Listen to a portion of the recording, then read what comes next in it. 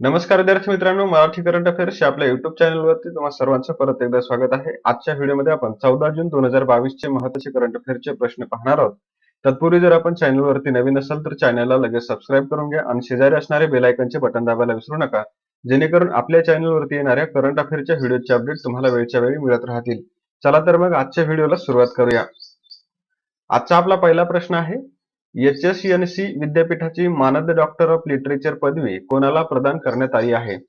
तर HSNC विद्यापीठाची मानद डॉक्टर ऑफ लिटरेचर ही पदवी नुकतीच रतन टाटा यांना प्रदान करण्यात आलेली आहे. पर्याय क्रमांक 3 रतन टाटा याचं योग्य उत्तर आहे. तर HSNC विद्यापीठाची मानद डॉक्टरेट पदवी नुकतीच रतन टाटा यांना महाराष्ट्राचे राज्यपाल भगतसिंग कोश्यारी यांच्या हस्ते प्रदान करण्यात आलेली आहे.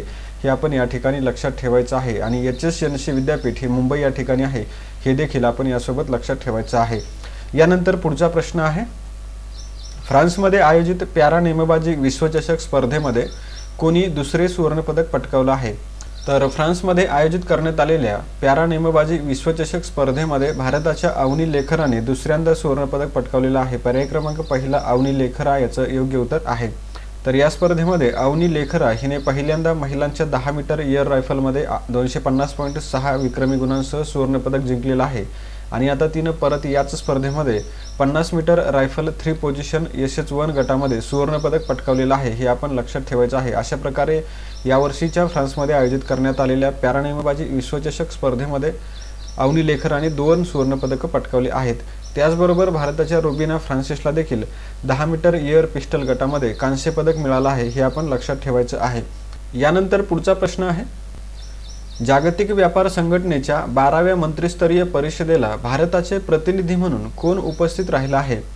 तर जागतिक व्यापार संघटनेच्या 12व्या मंत्रिस्तरीय परिषदेला भारताचं प्रतिनिधित्व पीयूष गोयल हे करत आहेत. पर्याय क्रमांक 1 पीयूष गोयल याचं योग्य उत्तर आहे. तर जागतिक व्यापार संघटनेची 12वी मंत्रिस्तरीय परिषद नुकतीच स्वित्झर्लंडमधील जिनिव्हा या ठिकाणी सुरू झालेली आहे आणि या परिषदेचा कालावधी असणार आहे 12 जून ते 15 जून 2022, म्हणजेच 4 दिवसांचा कालावधी या परिषदेचा आहे. ही परिषद साधारणपणे दर 2 वर्षांनी आयोजित केली जाते आणि 12वी परिषद जी आहे ती जून 2020ला कझाकस्तान या ठिकाणी आयोजित करण्यात येणार होती. मात्र कोरोना महामारीमुळे पुढे ढकलण्यात आली होती, हे आपण लक्षात ठेवायचं आहे. आणि या परिषदेमध्ये WTOशी संबंधित सुधारणा आणि भविष्यातील कामाची प्राथमिकता, तसेच कोविड-19ची लस, साथीच्या रोगाचा प्रतिकार, मत्स्यपालन, अनुदान, कृषी, अन्न सुरक्षा तसेच यासारख्या मुद्द्यांवरती चर्चा करण्यात येणार आहे, हे आपण लक्षात ठेवायचं आहे. आणि या परिषदेला जागतिक व्यापार संघटनेच्या 164 सदस्यांमधील व्यापार मंत्री आणि इतर वरिष्ठ अधिकारी उपस्थित असतात, हे देखील आपण लक्षात ठेवायचं आहे. आणि या परिषदेला भारताचं प्रतिनिधित्व करत आहेत पीयूष गोयल, जे की भारताचे केंद्रीय वाणिज्य आणि उद्योग मंत्री आहेत. आणि WTO मध्ये भारताचे स्थायी प्रतिनिधी कोण आहेत? तर बजेंद्र नवनीत हे WTO मधील भारताचे स्थायी प्रतिनिधी आहेत. यानंतर पुढचा प्रश्न आहे, सर्वाधिक काळ सत्तेवर असलेल्या सत्ताधीशांच्या बाबतीमध्ये दुसऱ्या क्रमांकावर कोण पोहोचले आहे? तर सर्वाधिक काळ सत्तेवर असलेल्या सत्ताधीशांच्या बाबतीमध्ये दुसऱ्या क्रमांकावरती आता ब्रिटनची राणी एलिझाबेथ द्वितीय या पोहोचलेल्या आहेत. पर्याय क्रमांक 3 राणी एलिझाबेथ द्वितीय याचं योग्य उत्तर आहे. यानंतर पुढचा प्रश्न आहे, राष्ट्रीय सीमा शुल्क आणि GST संग्रहालयाचं उद्घाटन कोणत्या ठिकाणी करण्यात आलेलं आहे? तर नुकतंच भारताच्या अर्थमंत्री निर्मला सीतारामन यांनी राष्ट्रीय सीमा शुल्क आणि GST संग्रहालयाचं उद्घाटन गोवा या ठिकाणी केलेलं आहे. पर्याय क्रमांक 1 गोवा याचं योग्य उत्तर आहे. तर केंद्रीय अर्थमंत्री निर्मला सीतारामन यांनी 6 ते 12 जून या कालावधीमध्ये साजरा होणाऱ्या वित्त मंत्रालयाच्या आझादी का अमृत महोत्सव आयकॉनिक सप्ताहाचा एक भाग म्हणून गोव्यामध्ये राष्ट्रीय सीमा शुल्क आणि GST संग्रहालयाचं उद्घाटन केलेलं आहे. या संग्रहालयाचं नाव काय आहे? तर धरोहर संग्रहालय असं या संग्रहालयाला नाव देण्यात आलेलं आहे, हे आपण या ठिकाणी लक्षात ठेवायचं आहे. आणि गोवा या राज्याची राजधानी आहे पणजी. मुख्यमंत्री आहेत प्रमोद सावंत आणि राज्यपाल आहेत S श्रीधरन पिल्लई. यानंतर पुढचा प्रश्न आहे, संयुक्त राष्ट्राच्या बहुभाषिकतेवरील ठरावामध्ये कोणत्या भाषेचा पहिल्यांदाच समावेश करण्यात आलेला आहे? तर संयुक्त राष्ट्राच्या बहुभाषिकतेवरील ठरावामध्ये पहिल्यांदाच हिंदी या भाषेचा समावेश करण्यात आलेला आहे. पर्याय क्रमांक 2 हिंदी याचं योग्य उत्तर आहे. तर युनायटेड नेशन जनरल असेंब्लीनं बहुभाषिकतेवर प्रायोजित ठराव नुकताच स्वीकारलेला आहे आणि ज्यामध्ये पहिल्यांदाच हिंदी या भाषेचा उल्लेख करण्यात आलेला आहे. हा ठराव UNला हिंदी भाषेसह अधिकृत तसेच अशासकीय भाषांमध्ये महत्त्वाचे संप्रेषण आणि संदेश प्रसारित करणे सुरू ठेवण्यासाठी प्रोत्साहित करतो. तसेच या ठरावामध्ये हिंदीबरोबरच बांगला आणि उर्दू या भाषांचा देखील पहिल्यांदाच उल्लेख करण्यात आलेला आहे, हे आपण या ठिकाणी लक्षात ठेवायचं आहे. आणि या प्रकल्पाचा भाग म्हणून हिंदी@UN प्रकल्प 2018 मध्ये लॉन्च करण्यात आला होता, हे पण आपण या ठिकाणी लक्षात ठेवायचं आहे। आणि मग संयुक्त राष्ट्राच्या अधिकृत भाषा कोणकोणत्या आहेत, तर अरबी, चीनी, इंग्रजी, फ्रेंच, रशियन आणि स्पॅनिश या संयुक्त राष्ट्राच्या 6 अधिकृत भाषा आहेत। आणि संयुक्त राष्ट्राचं जे सचिवालय आहे त्याचं कामकाजाच्या भाषा ज्या आहेत त्या म्हणजे इंग्रजी आणि फ्रेंच या 2 भाषा आहेत, हे आपण लक्षात ठेवायचं आहे। संयुक्त राष्ट्र महासभेचे अध्यक्ष आहेत अब्दुल्ला शाहिद आणि मुख्यालय आहे न्यूयॉर्क, जे की युनायटेड स्टेट्समध्ये आहे। यानंतर पुढचा प्रश्न आहे, संयुक्त राष्ट्राच्या असिस्टंट सेक्रेटरी जनरल म्हणून नियुक्ती झालेल्या बांगलादेशच्या पहिल्या महिला कोण आहेत, तर संयुक्त राष्ट्राच्या असिस्टंट सेक्रेटरी जनरल म्हणून नियुक्ती झालेल्या बांगलादेशच्या पहिल्या महिला बनलेल्या आहेत रबाबा फातिमा। पर्याय क्रमांक 2 रबाब फातिमा याचं योग्य उत्तर आहे। संयुक्त राष्ट्रसंघातील बांगलादेशच्या स्थायी प्रतिनिधी राजदूत रबाब फातिमा यांची संयुक्त राष्ट्राच्या असिस्टंट सेक्रेटरी जनरल म्हणून नियुक्ती करण्यात आलेली आहे। रबाब फातिमा या पदावर नियुक्त झालेल्या बांगलादेशामधील पहिल्या महिला आहेत। रबाब फातिमा या UN मध्ये बांगलादेशच्या सर्वोच्च श्रेणीतील अधिकारी देखील बनले आहेत। आणि तसेच रबाब फातिमा ह्या बांगलादेशातील करिअर डिप्लोमॅट आहेत, त्या 1989 मध्ये बांगलादेशच्या परराष्ट्र सेवेमध्ये रुजू झालेले आहेत। तर हे सर्व मुद्दे रबाब फातिमा यांच्या बाबतीमध्ये तुम्ही लक्षात ठेवायचे आहेत। यानंतर पुढचा प्रश्न आहे, जनसमर्थ पोर्टलचं उद्घाटन कोणाच्या हस्ते करण्यात आलेलं आहे, तर नुकतंच जनसमर्थ या पोर्टलचं उद्घाटन भारताचे पंतप्रधान नरेंद्र मोदी यांच्या हस्ते करण्यात आलेलं आहे। पर्याय क्रमांक 1 नरेंद्र मोदी याचं योग्य उत्तर आहे। जनसमर्थ पोर्टल जे आहे ते सरकारी योजनांचं पोर्टल आहे। या डिजिटल पोर्टलवर सरकारच्या सर्व अनुदान आधारित योजना उपलब्ध आहेत, हे आपण या ठिकाणी लक्षात ठेवायचं आहे। यानंतर पुढचा प्रश्न पाहूया, शाश्वत विकास निर्देशांक 2022 मध्ये भारताचा क्रमांक कितवा आहे, तर शाश्वत विकास निर्देशांक 2022 प्रसिद्ध झालेला आहे आणि त्यामध्ये भारताचा क्रमांक आलेला आहे 121वा। पर्याय क्रमांक 3 121 याचं योग्य उत्तर आहे। तर शाश्वत विकास निर्देशांक 2022 बद्दल आपण माहिती घेऊया। यामध्ये भारताला 17 SDG पैकी 11 SDG साध्य करण्यासाठी मोठ्या आव्हानांचा सामना करावा लागत असल्यामुळे भारताचा या निर्देशांकामधील क्रमांक सतत घसरत आहे, हे आपण लक्षात ठेवायचं आहे। सलग 3 वर्षे भारताची यामध्ये घसरण झालेली आहे। 2020 मध्ये भारताचा क्रमांक 117वा होता, जो की 2021च्या निर्देशांकामध्ये 120व्या क्रमांकावरती भारत आला आणि आता 2022च्या निर्देशांकामध्ये भारताचा क्रमांक अजून घसरून भारत 121व्या क्रमांकावरती आलेला आहे।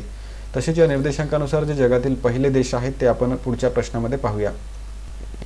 शाश्वत विकास निर्देशांक 2022 मध्ये पहिल्या क्रमांकावर कोणता देश आहे, तर शाश्वत विकास निर्देशांक 2022 मध्ये पहिल्या क्रमांकावरती आलेला आहे फिनलँड। पर्याय क्रमांक 1 फिनलँड याचं योग्य उत्तर आहे। तर या बाबतीमध्ये आपण माहिती पाहूया। शाश्वत विकास निर्देशांक प्रसिद्ध करणारी संस्था आहे सस्टेनेबल डेव्हलपमेंट सोल्युशन्स नेटवर्क, जिला शॉर्ट फॉर्ममध्ये SDSN म्हटले जातं आणि या निर्देशांकाची सुरुवात करण्यात आलेली आहे 2015 पासून। तर SDG सर्वाधिक असणारे देश जर आपण यावर्षी पाहिले तर 2022च्या निर्देशांकामध्ये सर्वाधिक SDG असणारा देश आहे फिनलँड, ज्याचा स्कोर आहे 86.51। त्यानंतर डेन्मार्क आहे, ज्याचा स्कोर आहे 85.63। त्यानंतर स्वीडन आणि नॉर्वे हे क्रमांकाने देश आहेत। अशा प्रकारे हे पहिले 4 देश आहेत ज्यांचा SDG निर्देशांक सर्वाधिक आहे। आणि SDG निर्देशांक कमी असणारे देश जर आपण पाहिले तर त्यामध्ये 160व्या क्रमांकावरती सोमालिया आहे, ज्याचा 45.57 एवढा स्कोर आहे। त्यानंतर 161व्या क्रमांकावरती चाड हा देश आहे, ज्याचा 41.29 स्कोर आहे। नंतर 162व्या क्रमांकावर सेंट्रल आफ्रिकन रिपब्लिक आहे, ज्याचा स्कोर 39.28 आहे। आणि 163व्या क्रमांकावरती दक्षिण सुदान हा देश आहे, जो की सर्वात शेवटी या निर्देशांकामध्ये आहे, ज्याचा स्कोर 39.5 एवढा आहे। तर विद्यार्थी मित्रांनो, हे होते आपले आजचे प्रश्न। आता आपण वन लाइनर प्रश्न पाहूया। पहिला प्रश्न आहे, युवा जागतिक वेटलिफ्टिंग स्पर्धेमध्ये भारताच्या कोणत्या खेळाडूने रौप्य पदक जिंकले आहे, तर याचं उत्तर आहे आकांक्षा व्यवहारे आणि विजय प्रजापती। दुसरा प्रश्न आहे, 2022 युवा जागतिक वेटलिफ्टिंग चॅम्पियनशिप कोणत्या ठिकाणी सुरू आहे, तर याचं उत्तर आहे मेक्सिकोमध्ये ही स्पर्धा सुरू आहे आणि या स्पर्धेचा कालावधी आहे 11 ते 18 जून 2022 दरम्यान। तिसरा प्रश्न आहे, ICICI बँकेने कार्डलेस EMI सुविधेचा विस्तार करण्यासाठी कोणासोबत भागीदारी केली आहे, तर या प्रश्नाचं उत्तर आहे झेस्ट मनी। चौथा प्रश्न आहे, आंतरराष्ट्रीय अल्बिनिझम जागरूकता दिवस कधी साजरा केला जातो, तर या प्रश्नाचं उत्तर आहे 13 जून। पाचवा प्रश्न आहे, यावर्षीच्या आंतरराष्ट्रीय अल्बिनिझम जागरूकता दिवसाची थीम कोणती आहे, तर याचं उत्तर आहे आमचा आवाज ऐकण्यासाठी एकजूट, म्हणजेच united in making our voice heard. यानंतर 6वा प्रश्न आहे, RBL बँकेचे MD आणि CEO म्हणून कोणाची नियुक्ती झाली आहे, तर याचं उत्तर आहे R सुब्रमण्य कुमार। 7वा प्रश्न आहे, फ्लिपकार्टमधील 2060 कोटी रुपयांची हिस्सेदारी कोणी खरेदी केली, तर या प्रश्नाचं उत्तर आहे टेन्सेंट। यानंतर आता आपण खालच्या प्रश्नांचं रिव्हिजन करूया। कालचा पहिला प्रश्न होता, नुकतेच निधन झालेले रवी परांजपे कोणत्या क्षेत्राशी संबंधित होते, तर याचं उत्तर आहे चित्रकला। दुसरा प्रश्न होता, भारताचा 74वा बुद्धिबळ ग्रँडमास्टर कोण बनला आहे? तर याचं उत्तर आहे राहुल श्रीवास्तव. तिसरा प्रश्न आहे, कोणी 5व्यांदा नॉर्वे बुद्धिबळ स्पर्धेचं विजेतेपद पटकावलं आहे? तर या प्रश्नाचं उत्तर आहे मॅग्नस कार्लसन. चौथा प्रश्न आहे, अंगटाडच्या जागतिक गुंतवणूक अहवालामध्ये 2021 मध्ये भारताचा क्रमांक कितवा? तर या प्रश्नाचं उत्तर आहे 7वा. पाचवा प्रश्न आहे, Indian national space promotion and authorisation centre म्हणजेच इनस्पेस कोणत्या ठिकाणी सुरू करण्यात आला आहे? तर याचं उत्तर आहे अहमदाबाद. सहावा प्रश्न आहे, YSR यंत्रसेवा पथकम योजना कोणत्या राज्यानं सुरू केली? तर याचं उत्तर आहे आंध्र प्रदेश. आणि ही योजना कशासाठी सुरू केली आहे ते तुम्ही कमेंट बॉक्समध्ये सांगायचं आहे. सातवा प्रश्न आहे, संयुक्त राष्ट्र सुरक्षा परिषदेचे अस्थायी सदस्य म्हणून किती देशांची निवड झाली आहे? तर या प्रश्नाचं उत्तर आहे 5. आठवा प्रश्न आहे, महाराष्ट्रातील कोणत्या जिल्ह्याला जिल्हा कौशल्य विकास नियोजन पुरस्कार 2022 मध्ये तिसरा क्रमांक मिळाला आहे? तर याचं उत्तर आहे सातारा. नववा प्रश्न आहे, प्राण्यांसाठी देशातील पहिली स्वदेशी कोविड-19 लस कोणती? तर याचं उत्तर आहे ॲनोकोव्हॅक्स. आणि 10वा प्रश्न आहे, कोणत्या देशानं जगातील सर्वात तपशीलवार चंद्राचा नकाशा तयार केला आहे? तर याचं उत्तर आहे चीन. विद्यार्थी मित्रांनो, याचबरोबर आपले आजचे प्रश्न संपलेले आहेत. व्हिडिओ आवडला असल्यास व्हिडिओला लाईक, शेअर आणि सबस्क्राईब करायला विसरू नका. आणि आपण भेटूया अशाच एका नवीन व्हिडिओमध्ये. तोपर्यंत जय हिंद, जय महाराष्ट्र.